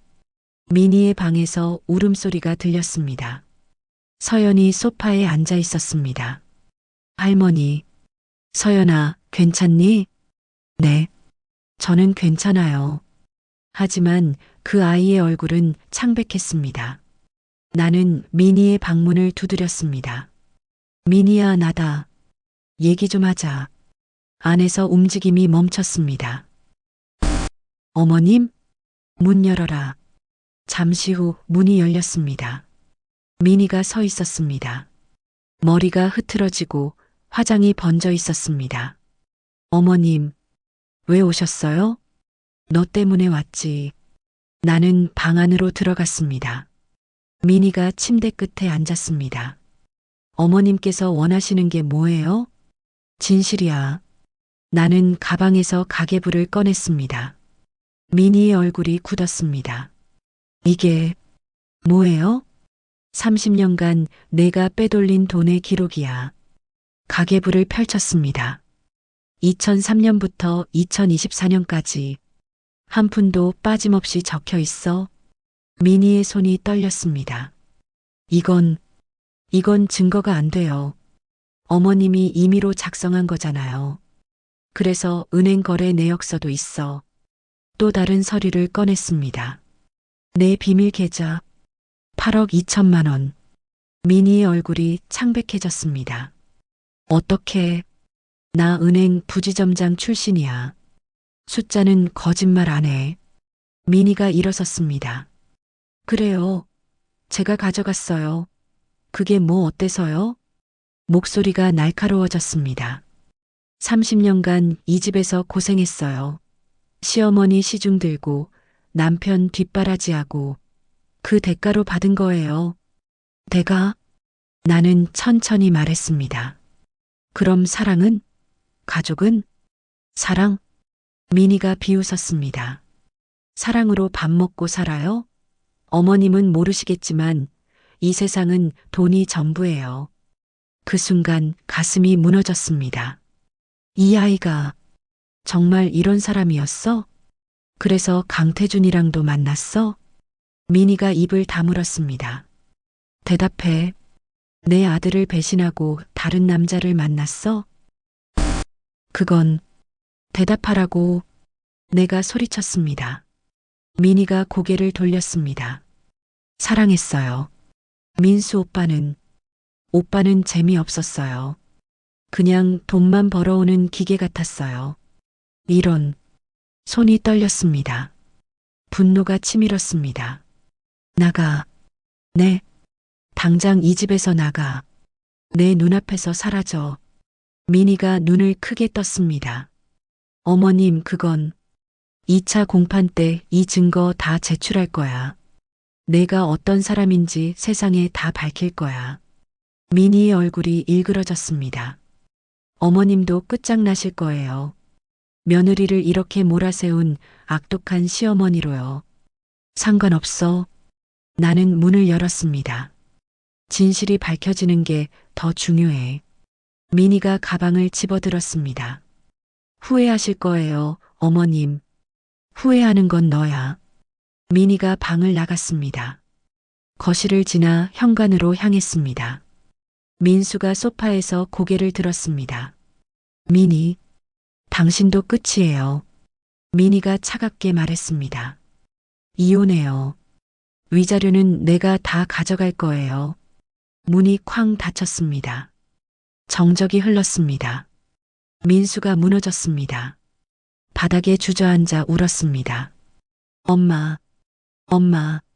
나는 민수를 안았습니다. 울어라. 울어도 돼. 서연도 다가와 우리를 안았습니다. 세 사람이 거실 바닥에서 울었습니다. 30년의 거짓이 무너지는 소리가 들렸습니다. 밤이 깊었습니다. 민수는 방에 들어가 잠들었습니다. 서연도 자리에 누웠습니다. 나는 거실에서 가계부를 펼쳤습니다. 정숙 변호사에게 문자를 보냈습니다. 변호사님, 모든 증거 제출하겠습니다. 2차 공판 준비해 주세요. 곧 답장이 왔습니다. 알겠습니다. 이번엔 반드시 이깁니다. 나는 창밖을 바라봤습니다. 달이 떠 있었습니다. 밝고 선명한 달이었습니다. 이제 정말 끝을 볼 거야. 손에 든 가계부가 무겁게 느껴졌습니다. 하지만 이번엔 두렵지 않았습니다. 다음 공판에서 모든 걸 끝낸다.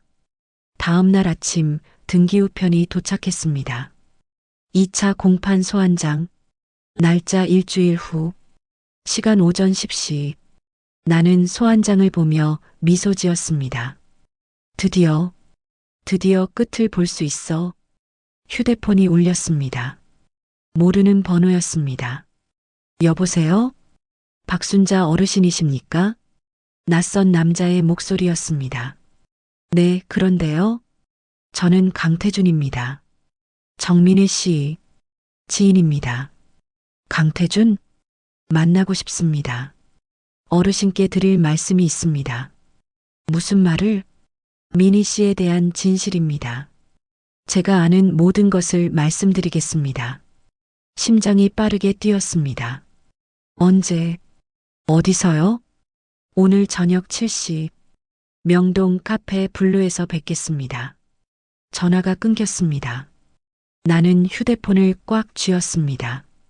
강태준이 나를 만나려고 해? 왜? 하지만 한 가지는 확실했습니다. 이제 모든 퍼즐 조각이 맞춰지고 있다는 것. 그리고 미니의 비밀이 완전히 드러날 것이라는 것. 2차 공판 당일 아침, 거울 앞에 섰습니다. 검은색 정장을 입었습니다. 30년 전 은행 부지점장 시절 입던 그 옷. 지퍼를 올리고 단추를 잠그고 허리띠를 맸습니다. 거울 속 내 모습이 낯설지 않았습니다. 이게 진짜 나야. 30년간 숨어있던 박순자. 가방에 가계부, 은행 서류, 사진, 그리고 어젯밤 강태준이 건넨 녹음 파일까지 모든 증거가 준비되었습니다. 오늘이 마지막이야. 법정 문 앞에 도착했을 때 정숙 변호사가 기다리고 있었습니다. 어르신, 준비되셨습니까? 네. 내 목소리가 흔들리지 않았습니다. 오늘은 제대로 하겠습니다. 정숙 변호사가 미소 지었습니다. 믿습니다. 그럼 들어가시죠. 문을 열고 들어갔습니다. 법정은 지난번보다 더 많은 사람들로 가득했습니다. 방청석에 민수와 서연이 앉아 있었습니다. 민희도 보였습니다. 여전히 검은 옷을 입고 피해자의 표정을 짓고 있었습니다. 하지만 그 눈빛은 달랐습니다. 불안함이 어려 있었습니다. 너도 알겠지. 오늘이 끝이라는 걸. 모두 일어서 주십시오. 판사가 입장했습니다. 지난번과 같은 판사였습니다. 착석하십시오. 모두가 앉았습니다. 판사가 서류를 넘기며 말했습니다. 2차 공판을 시작하겠습니다. 피고인 측 준비되셨습니까? 정숙 변호사가 일어섰습니다. 네, 재판장님. 오늘은 피고인 측에서 증거를 제출하겠습니다. 그렇습니까? 진행하십시오. 정숙 변호사가 나를 봤습니다. 나는 고개를 끄덕였습니다. 먼저 증거물 1번을 제출합니다. 그녀가 가계부를 들어 올렸습니다. 이것은 피고인 박순자 씨가 30년간 작성한 가계부입니다. 고소인 정민희 씨가 횡령한 금액이 상세히 기록되어 있습니다.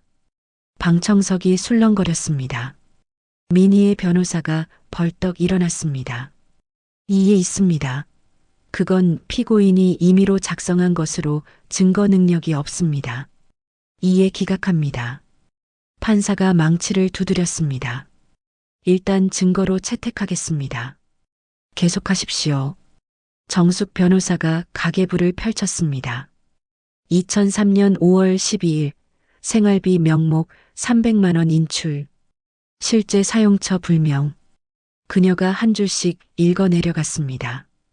2007년 8월 3일 병원비 명목 150만 원. 영수증 없음. 2015년 3월 29일 손녀 학원비 200만 원. 학원 측 확인 결과 50만 원만 입금. 숫자가 법정에 울려 퍼졌습니다. 민희의 얼굴이 점점 굳어갔습니다. 30년간 총 횡령액은. 정숙 변호사가 숨을 깊이 들이마셨습니다. 12억 3천만 원입니다. 법정이 술렁거렸습니다. 방청석에서 놀라는 소리가 들렸습니다. 판사가 눈썹을 올렸습니다. 12억? 네. 그리고 이를 뒷받침하는 증거물 2번을 제출합니다. 정숙 변호사가 서류 뭉치를 건넸습니다. 고소인 명의의 비밀 계좌 거래 내역서입니다. 잔액 8억 2천만 원. 이 돈의 출처는 피고인 댁 생활비 계좌에서 조금씩 이체된 것입니다. 미니가 자리에서 일어섰습니다. 거짓말이에요. 그건 피고인 측 조용히 하십시오. 판사가 경고했습니다. 미니가 주저앉았습니다. 손이 떨리고 있었습니다. 정숙 변호사가 계속했습니다. 그리고 증거물 3번. 그녀가 사진 몇 장을 제출했습니다. 고소인과 건설업자 강태준 씨의 불륜 증거입니다. 사진이 스크린에 떴습니다. 호텔 앞에서 손을 잡은 미니와 강태준, 차에 함께 타는 모습, 식당에서 키스하는 장면. 법정이 다시 술렁거렸습니다. 민수가 고개를 숙였습니다. 어깨가 떨렸습니다. 민수야, 미안해. 이해 있습니다. 미니의 변호사가 소리쳤습니다. 이 사진들은 사생활 침해입니다. 기각합니다. 판사가 단호하게 말했습니다. 불륜은 이 사건의 신뢰성과 직결됩니다. 증거로 채택합니다. 정숙 변호사가 나를 봤습니다. 어르신, 증인석에 서 주십시오. 나는 일어섰습니다. 다리가 떨렸지만 앞으로 나아갔습니다. 증인석에 섰습니다. 판사가 물었습니다. 증인, 선서하십시오. 양심에 따라 숨김없이 사실 그대로 말하겠습니다. 목소리가 또렷했습니다. 정숙 변호사가 다가왔습니다. 증인, 30년간 고소인의 횡령을 알고 계셨습니까? 네. 왜 침묵하셨습니까? 나는 잠시 숨을 고르고 대답했습니다. 가족이었으니까요. 목소리가 떨렸습니다. 제 아들이 행복해 보였습니다. 손녀가 웃었습니다. 그게 전부였습니다. 눈물이 났습니다. 돈은 나 혼자 참으면 되는 거라고 생각했습니다. 하지만 지금은 다르시죠? 네. 나는 고개를 들었습니다. 고소인이 저를 학대범으로 몰았습니다. 30년간 지켜온 가족마저 저를 의심하게 만들었습니다. 눈물을 닦았습니다. 더 이상 참을 수 없었습니다.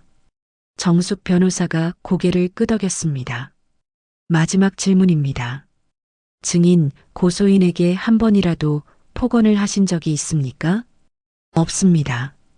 단호하게 대답했습니다. 1차 공판에서 제출된 녹음 파일은 조작된 것입니다. 미니의 변호사가 벌떡 일어났습니다. 증거 없는 주장입니다. 증거 있습니다. 정숙 변호사가 USB를 들어 올렸습니다. 증거물 4번. 음성 분석 전문가의 감정서입니다. 1차 공판의 녹음 파일은 여러 개의 음성을 편집해 조작한 것으로 확인되었습니다. 법정이 다시 술렁거렸습니다. 판사가 서류를 받아 읽었습니다. 표정이 점점 굳어갔습니다. 이것이 사실입니까? 네, 재판장님. 전문기관의 공식 감정서입니다. 미니가 창백해졌습니다. 그리고 정숙 변호사가 나를 봤습니다. 마지막 증인을 신청합니다. 누구입니까? 강태준 씨입니다. 법정 문이 열렸습니다. 정장을 입은 남자가 들어왔습니다. 강태준이었습니다. 미니가 눈을 크게 떴습니다. 태준 씨? 강태준이 증인석에 섰습니다. 선서를 하고 자리에 앉았습니다. 정숙 변호사가 물었습니다. 증인, 고소인 정민희 씨와 어떤 관계입니까? 불륜 관계였습니다. 솔직한 대답이었습니다. 3년 전부터 만났습니다. 증인, 고소인에게서 돈을 받은 적이 있습니까? 네. 강태준이 고개를 숙였습니다. 매달 300만 원씩 받았습니다. 3년간 총 1억 800만 원입니다. 그 돈의 출처를 아십니까? 미니 씨가 시어머니 몰래 빼돌린 돈이라고 했습니다. 법정이 술렁거렸습니다. 미니가 벌떡 일어났습니다. 거짓말이에요. 왜 이러세요, 태준 씨? 조용히 하십시오. 판사가 망치를 두드렸습니다. 강태준이 계속 말했습니다. 그리고 미니 씨는 이번 소송도 계획한 것이었습니다. 계획이요? 네. 시어머니를 치매 환자로 만들어서 재산을 가로채려는 계획이었습니다. 역시 녹음 파일도 미니 씨가 조작했습니다. 제가 도와줬습니다. 강태준이 고개를 들었습니다. 죄송합니다. 양심의 가책을 느껴서 진실을 밝히고 싶었습니다. 정숙 변호사가 고개를 끄덕였습니다. 감사합니다. 이상입니다. 판사가 미니를 바라봤습니다. 고소인 반론하시겠습니까? 미니는 대답하지 못했습니다. 그저 떨고만 있었습니다. 미니의 변호사도 할 말을 잃은 듯 보였습니다. 나는 증인석에서 일어났습니다. 미니를 똑바로 바라봤습니다. 미니야. 그 아이가 고개를 들었습니다. 눈에 눈물이 가득했습니다. 30년이야. 30년간 나는 너를 믿었어. 목소리가 떨렸습니다. 내가 우리 가족을 사랑한다고 믿었어. 진심이라고 믿었어. 눈물이 흘렀습니다. 하지만 너는 처음부터 거짓이었구나. 미니가 고개를 숙였습니다. 제가 참았던 건 나는 숨을 깊이 들이마셨습니다. 나약해서가 아니라 사랑했기 때문입니다. 그 말이 법정에 울려 퍼졌습니다. 너를, 내 아들을, 내 손녀를 모두 사랑했기 때문입니다. 침묵이 흘렀습니다. 방청석에서 누군가 흐느끼는 소리가 들렸습니다. 판사가 망치를 들었습니다. 증거 심리를 마치겠습니다. 그가 서류를 정리하며 말했습니다. 고소인 정민희 씨의 주장은 허위로 판명되었습니다. 오히려 횡령, 사기, 무고죄가 성립됩니다. 민희가 주저앉았습니다. 판결은 다음 주에 선고하겠습니다. 오늘 공판은 여기서 마치겠습니다. 망치 소리가 울렸습니다. 패정, 법정 밖으로 나왔습니다. 햇살이 눈부셨습니다. 민수가 다가왔습니다. 엄마, 그 아이가 무릎을 꿇었습니다. 죄송합니다. 엄마를 의심해서 정말 죄송합니다. 나는 민수를 일으켰습니다. 일어나라. 내 잘못이 아니야. 엄마가 30년간 혼자 얼마나 힘드셨어요. 민수가 울었습니다. 나는 그 아이를 안았습니다. 괜찮아. 이제 다 끝났어. 서연도 다가와 우리를 안았습니다. 할머니 사랑해요. 나도 사랑한다. 우리 서연이. 세 사람이 햇살 아래서 서로를 안았습니다. 30년의 침묵이 끝났습니다. 30년의 거짓이 무너졌습니다. 그리고 진실이 빛을 보았습니다. 복도 끝에서 미니가 경찰에게 연행되는 모습이 보였습니다. 수갑이 채워진 손, 고개를 숙인 뒷모습. 미니야, 내가 선택한 길이야. 나는 더 이상 그 아이를 보지 않았습니다. 대신 앞을 봤습니다. 하늘이 맑았습니다. 구름 한 점 없는 푸른 하늘이었습니다. 정숙 변호사가 다가왔습니다. 어르신 축하드립니다. 고맙습니다. 변호사님 덕분입니다. 아니에요. 어르신의 용기 덕분입니다. 그녀가 내 손을 잡았습니다. 30년을 참으셨잖아요. 그리고 끝내 진실을 밝히셨어요. 이제 끝난 건가요? 네. 이제 끝났습니다. 그 말에 힘이 빠졌습니다. 다리가 후들거렸습니다. 민수가 나를 부축했습니다. 엄마, 집에 가요. 우리 집으로. 그래. 집에 가자. 우리는 함께 걸었습니다. 햇살을 맞으며 천천히. 30년 만에 처음으로 마음이 편안했습니다. 일주일 후 판결문이 도착했습니다. 정민이 징역 3년 및 벌금 12억 원. 사기, 횡령, 무고죄 성립. 나는 판결문을 접었습니다. 창밖을 바라봤습니다. 봄이 오고 있었습니다. 그리고 조용히 속삭였습니다. 이제 진짜 내 인생을 살아볼까? 판결이 확정된 지 한 달이 지났습니다. 봄이 왔습니다. 창밖에 벚꽃이 피어나고 따뜻한 바람이 불었습니다. 나는 집으로 돌아왔습니다. 30년을 살았던 그 집으로. 하지만 모든 것이 달라져 있었습니다. 이제 진짜 내 집이구나. 아침 햇살이 창문으로 들어왔습니다. 부엌에서 물을 끓이며 서랍을 열었습니다. 낡은 가계부가 거기 있었습니다. 손으로 만져봤습니다. 30년의 무게가 느껴졌습니다. 하지만 이제는 무겁지 않았습니다. 이제 끝났어. 더 이상 숨길 필요 없어. 가계부를 꺼내 마지막 페이지를 펼쳤습니다. 그리고 펜을 들었습니다. 2024년 4월 15일. 판결 확정.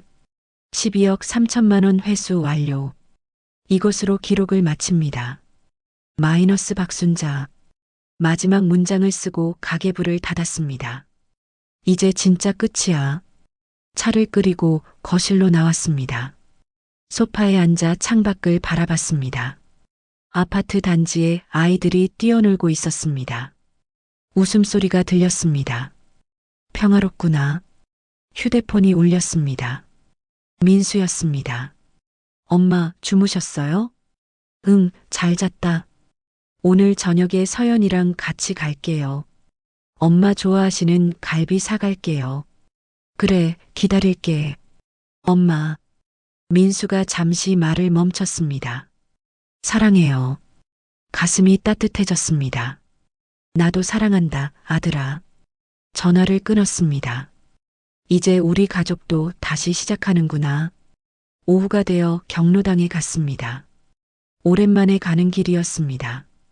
발걸음이 가벼웠습니다. 경로당 문을 열자 어르신들이 반갑게 맞아주었습니다. 순자 씨, 오랜만이에요. 뉴스 봤어요. 정말 대단하시더라고요. 김영숙 회장도 있었습니다. 그 사람은 고개를 숙였습니다. 순자 씨, 미안해요. 나도 미니한테 속았어요. 나는 손을 저었습니다. 괜찮아요. 다들 속았으니까. 그래도 1차 공판 때 증언한 거 지나간 일이에요. 나는 미소 지었습니다. 이제 다 끝났잖아요. 김영숙이 눈물을 닦았습니다. 고마워요, 순자 씨. 용서해줘서. 우리는 함께 차를 마셨습니다. 오랜만에 편안한 시간이었습니다. 이야기를 나누고 웃고 일상적인 대화를 나눴습니다. 이게 평범한 삶이구나. 이렇게 편안한 거였어. 저녁 무렵 집으로 돌아왔을 때 민수와 서연이 먼저 와 있었습니다. 할머니, 서연이 달려와 안겼습니다. 보고 싶었어요. 나도 보고 싶었어. 우리 서연이.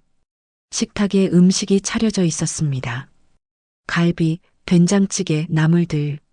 엄마, 제가 다 준비했어요. 민수가 말했습니다. 앞으로는 제가 엄마 챙길게요.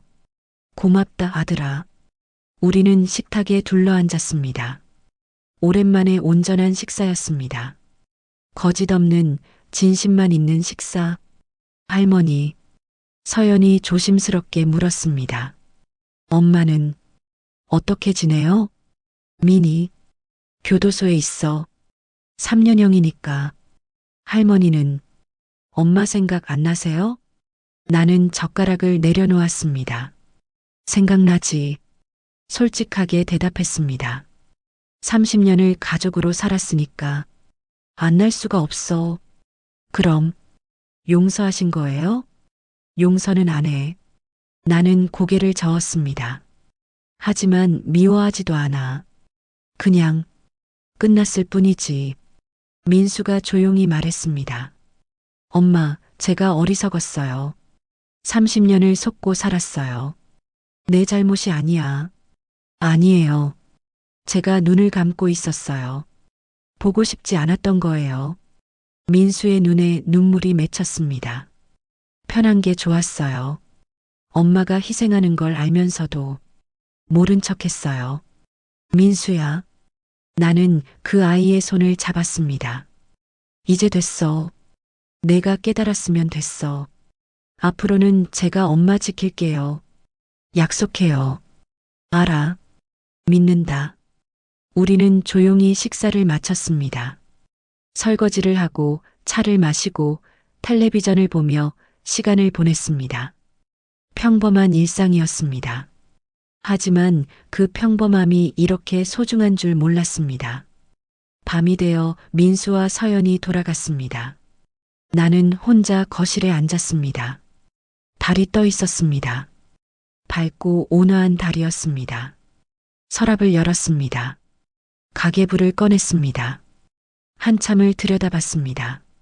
30년의 기록, 침묵의 기록, 사랑의 기록. 이제 이걸 어떻게 하지? 잠시 고민하다가 가계부를 가방에 넣었습니다. 그리고 코트를 걸쳤습니다. 밖으로 나갔습니다. 한강공원에 도착했습니다. 밤바람이 시원했습니다. 강물이 달빛에 반짝였습니다. 벤치에 앉아 가계부를 꺼냈습니다. 한 페이지씩 넘겼습니다. 2003년, 2007년, 2015년. 모든 날짜가 지나갔습니다. 이 숫자들이 나를 지켜줬어. 미치지 않게 해줬어. 마지막 페이지를 넘겼습니다. 그리고 가계부를 가슴에 안았습니다. 고마워. 30년간 함께 해줘서. 눈물이 났습니다. 슬퍼서가 아니었습니다. 해방감이었습니다. 일어서서 강가로 걸어갔습니다. 가계부를 들어 올렸습니다. 이제 보내줄게. 하지만 던지지 못했습니다. 아니야. 이건 버리는 게 아니야. 보관하는 거야. 나의 증거로. 가계부를 다시 가방에 넣었습니다. 이건 내가 살아온 증거야. 버릴 수 없어. 대신 강물을 바라보며 깊게 숨을 들이마셨습니다. 그리고 크게 소리쳤습니다. 끝났어. 이제 다 끝났어. 목소리가 강을 가로질렀습니다. 메아리가 돌아왔습니다. 가슴이 뻥 뚫리는 기분이었습니다. 30년의 무게가 내려갔습니다. 집으로 돌아와 침대에 누웠습니다. 천장을 바라봤습니다. 이제 뭘 하며 살까? 오랜만에 미래를 생각했습니다. 여행을 갈까? 취미를 가질까? 봉사를 할까? 천천히 생각하자. 이제 시간은 충분해. 눈을 감았습니다. 편안한 어둠이었습니다. 두려움이 없었습니다. 걱정이 없었습니다. 이게 평온이구나. 잠이 들었습니다. 30년 만에 가장 깊은 잠이었습니다. 다음 날 아침, 햇살에 눈을 떴습니다. 창문을 열자 봄바람이 들어왔습니다. 부엌으로 가서 커피를 내렸습니다. 향이 방 안을 채웠습니다. 거실로 나와 소파에 앉았습니다. 텔레비전을 켰습니다. 뉴스가 나왔습니다. 최근 노인 학대 역고소 사건으로 화제가 된 박순자 씨. 내 이름이 나왔습니다. 30년간 침묵했던 한 시어머니의 용기가 많은 이들에게 감동을 주고 있습니다. 화면에 내 사진이 떴습니다. 법정을 나오는 모습이었습니다. 내가 뉴스에 나오다니. 웃음이 났습니다. 휴대폰이 울렸습니다. 정숙 변호사였습니다. 어르신, 뉴스 보셨어요? 네, 지금 보고 있어요. 어르신 이야기가 많은 분들께 힘이 되고 있어요. 비슷한 상황에 계신 분들이 용기를 얻고 계세요. 그래요? 네. 어르신께서 침묵을 깨셨으니까요. 전화를 끊고 다시 창밖을 바라봤습니다. 아파트 단지에 꽃이 피어 있었습니다. 내 이야기가 누군가에게 도움이 된다니 가슴이 뿌듯했습니다. 일주일 후 교도소 면회실에 앉아 있었습니다. 유리창 너머로 미니가 들어왔습니다. 죄수복을 입은 그 아이는 많이 야위어 있었습니다. 서로 마주 앉았습니다. 잠시 침묵이 흘렀습니다. 미니가 먼저 입을 열었습니다. 어머님, 왜 오셨어요? 너 보러 왔지. 미니가 고개를 숙였습니다. 죄송합니다. 뭐가? 모든 게요. 30년간 어머님께 한 짓이요. 눈물이 떨어졌습니다. 저는 처음부터 잘못됐어요. 돈만 보고 결혼했어요. 알아. 하지만 민희가 얼굴을 들었습니다. 처음엔 진짜였어요. 민수 오빠 사랑했어요. 어머님도 좋아했어요. 그럼 언제부터 변했어? 모르겠어요. 어느 순간부터 돈이 더 중요해졌어요. 사랑보다. 민희가 울었습니다. 후회해요. 정말 후회해요. 나는 민희를 바라봤습니다. 나는 너를 용서하지 않을 거야. 알아요. 하지만 나는 숨을 깊이 들이마셨습니다. 내가 진심으로 반성한다면 3년 후에 새로 시작할 수 있을 거야. 어머님, 내 아들하고는 끝났어. 다시는 만날 수 없어. 하지만 내 인생은 계속되잖니. 민희가 고개를 끄덕였습니다. 감사합니다. 이런 말씀해 주셔서 가거라. 그리고 다시는 거짓으로 살지 마라. 면회 시간이 끝났습니다. 민희가 일어섰습니다. 어머님, 건강하세요. 너도. 민희가 돌아섰습니다. 나는 그 뒷모습을 바라봤습니다. 이제 진짜 끝이야. 집으로 돌아오는 길, 버스 창밖으로 봄 풍경이 지나갔습니다. 꽃이 피고 나무가 푸르고 사람들이 웃었습니다. 세상은 아름답구나. 집에 도착해 현관문을 열었습니다. 익숙한 냄새가 났습니다. 집 냄새였습니다. 거실에 들어서자 식탁 위에 쪽지가 놓여 있었습니다. 민수의 글씨였습니다. 엄마, 반찬 냉장고에 넣어뒀어요. 저녁 꼭 드세요. 사랑해요. 마이너스 민수. 나는 쪽지를 가슴에 안았습니다. 고맙다 아들아. 부엌으로 가서 냉장고를 열었습니다. 반찬들이 가득 들어 있었습니다. 하나씩 꺼내 식탁에 차렸습니다. 밥을 퍼고 국을 데우고 반찬을 담았습니다. 혼자 먹는 밥이었지만 외롭지 않았습니다. 이제 진짜 내 인생이야. 밥을 먹고 설거지를 하고 차를 끓였습니다. 거실에 앉아 수첩을 꺼냈습니다. 마지막 페이지를 펼쳤습니다. 그리고 펜을 들었습니다. 오늘로 30년의 기록을 마칩니다. 침묵은 끝났고 진실은 밝혀졌습니다.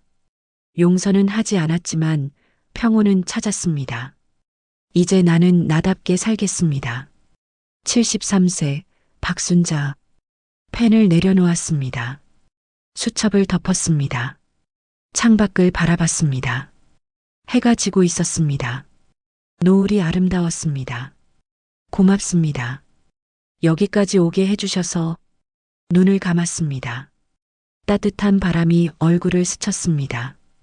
그리고 조용히 속삭였습니다. 이제 진짜 시작이야.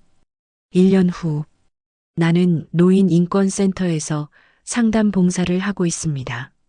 나와 같은 처지의 어르신들을 돕고 있습니다. 괜찮아요. 침묵하지 마세요. 용기 내세요. 오늘도 누군가에게 말합니다. 당신의 목소리가 중요해요. 창밖에 햇살이 밝습니다. 새로운 봄이 왔습니다. 그리고 나는 웃으며 살고 있습니다. 30년의 침묵 끝에 찾은 진짜 내 모습으로.